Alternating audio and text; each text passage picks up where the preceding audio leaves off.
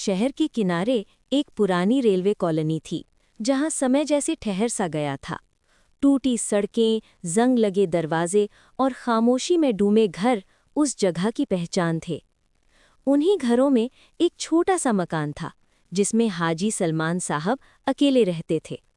लोग उन्हें अजीब बूढ़ा कहते थे।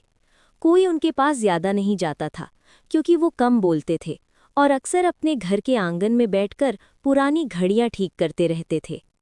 कहा जाता था कि उनके पास बहुत दौलत है, लेकिन किसी ने कभी देखी नहीं।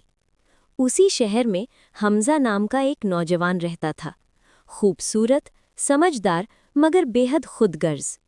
उसे मेहनत से नफरत थी और वो हमेशा आसान रास्ता तलाश करता था।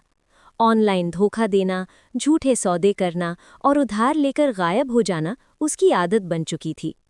एक दिन उसके दोस्त ने हंसते हुए कहा, अगर हाजी सलमान का भरोसा जीत लिया ना, तो समझो जिंदगी बन गई।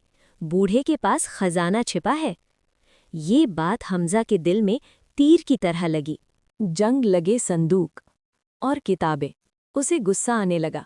एक रात उसने देखा कि हाजी सलमान किसी वकील से फोन पर बात कर रहे थे। मैं सब कुछ उसके नाम कर रहा हूँ। ये सुनकर हमजा की आंखों में चमक आ गई। अब वो और ज्यादा सेवा करने लगा। कुछ हफ्तों बाद अचानक हाजी सलमान बहुत बीमार पड़ गए। सांस लेने में दिक्कत हो रही थी।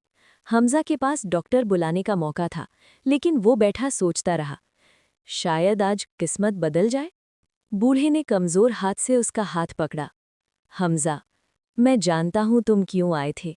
हमजा का रंग उड़ गया। इंसान को दौलत नहीं आजमाती, तन्हाई आजमाती है। ये कहकर उन्होंने कलमा पढ़ा और दुनिया से रुखसत हो गए। जनाजे में पूरा शहर आया। बेघर मजदूर, बच्चे। हमजा गुस्से से चिल्ला पड़ा, मैं कोई नौकर नहीं हूं। वकील ने एक वीडियो चलाया। स्क्रीन पर हाजी सलमान मुस्कुरा रहे थे। बेटा, जब तुम भूखे मुसाफिरों को खाना दोगे तो समझोगे कि पेट भरने की दुआ क्या होती है। मैंने उम्र तन्हाई में गुजारी है, तुम्हें इंसानों के बीच जिंदगी दी है। हमजा खामोश हो गया। मजबूरी में उसने शर्त मान ली। पहली रात वो स्टेशन गया। बारिश हो रही थी।